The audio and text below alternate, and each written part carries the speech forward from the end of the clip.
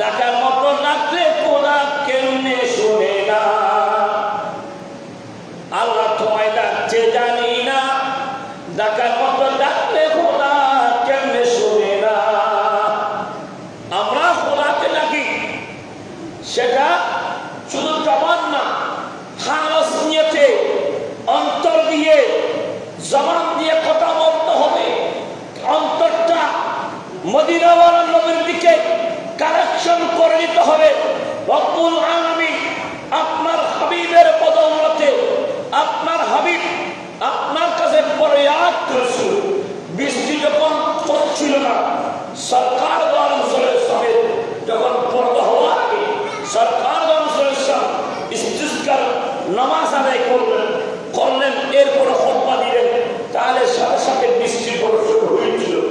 বর্তমান সময়ের মধ্যে কেন বৃষ্টি বর্ষণ হচ্ছে না? সেটা কেন? আমাদের বালা কাজের সাথে, আমাদের নেকি কাজের সাথে আমাদের পাপার বোঝাটা বৃদ্ধি হয়ে গেছে, বাড়ি হয়ে গেছে। বিদায় আমাদের জবানের কথা দুই কথা হয়ে গেছে। আমাদের এক কথা যদি এক জায়গায় বলা হয়, আর এক কথা আরেক জায়গায় বলে, পাপ বাড়ি গেছে, গীবত বাড়ি গেছে, সুবলহরি বাড়ি গেছে।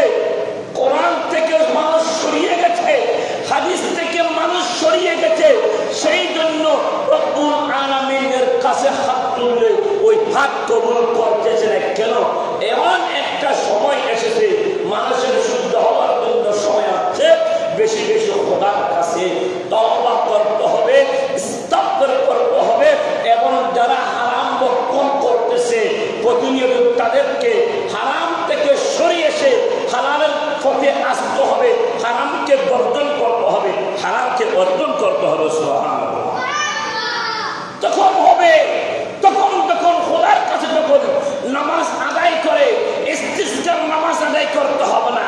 আল্লাহর কাছে যখন এক দুই রাকাত হাজাতের নামাজ পড়বে, কোরআন তেলাওয়াত করে যখন আল্লাহর কাছে ফরিয়াদ করবে, আল্লাহর রাসূলের উসিলা দিয়ে সাথে সাথে রব্বুল আলামিন বৃষ্টি বর্ষণ করবে, রহমত